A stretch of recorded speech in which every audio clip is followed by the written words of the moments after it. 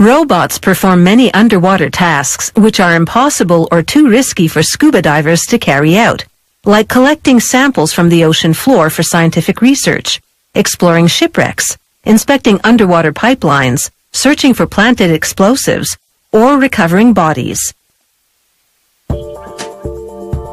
This particular underwater robot is designed to find unconscious drowning victims. Recent incidents have shown that a person recovered within 90 minutes can survive without brain damage when rescuers follow a specific resuscitation protocol. The robot uses a protruding interlocking jaw to grab the victim by a limb and haul him or her to the surface. Its onboard camera gives operators at the surface an underwater view. When the water's too murky to see anything, video-enhancing technology and imaging sonar detect the outline of objects. Several thrusters propel the robot through the water. For each one, technicians grease, then position a pair of O-rings onto end caps, which they install on each end of the thruster housing. The O-rings seal the end caps, keeping water out of the motor located inside the housing.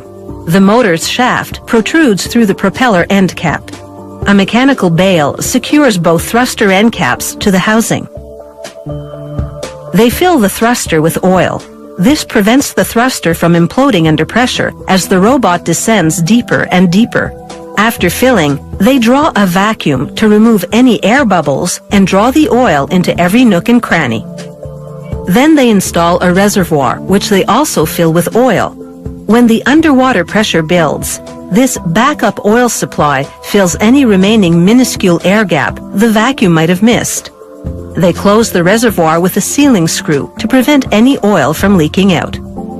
Now they turn their attention to the thruster's main component, a two-blade propeller made of durable nylon. It goes on the back end of the thrusters. They install the camera chassis onto the robot. This chassis also carries the majority of the robot's electronics, such as the computer, communications equipment, and lighting. Here, they're hooking up the belt for the tiny motor, which tilts the camera to look up and down. They cover the camera chassis with a transparent acrylic dome called the viewing port. A cap with an O-ring seal keeps water out. They install the robot's power supply at the opposite end of the robot, then encase it in a metal tube, sealed on both sides with an end cap and O-ring. For the thrusters to work at maximum efficiency, the robot must be neutrally buoyant, meaning neither too light nor too heavy. So once the robot is fitted with all its thrusters and electronics, technicians install the main float. Certain models have additional floats. They cap each propeller with a vented cover called a quart nozzle. This isolates the water flow, maximizing the propeller's efficiency. These bumper frames act like the bumpers on a car.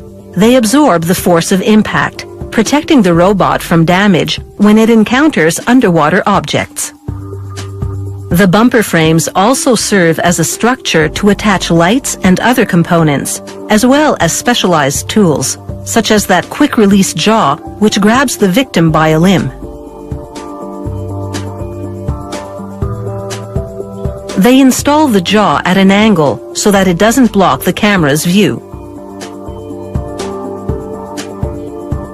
Now the sonar unit. It also mounts to the bumper frames.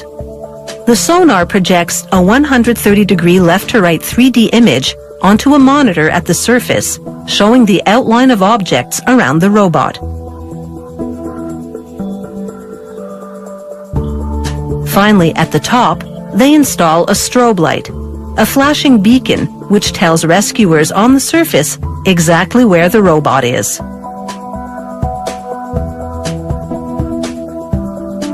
Every underwater robot goes out for a test drive. They submerge it in a tank, which is essentially an aquarium inhabited by fish of the stick-on variety. These inanimate creatures adhere to the glass, provide colorful images on which testers can focus and unfocus the camera. From there on in, the first mission in open water awaits.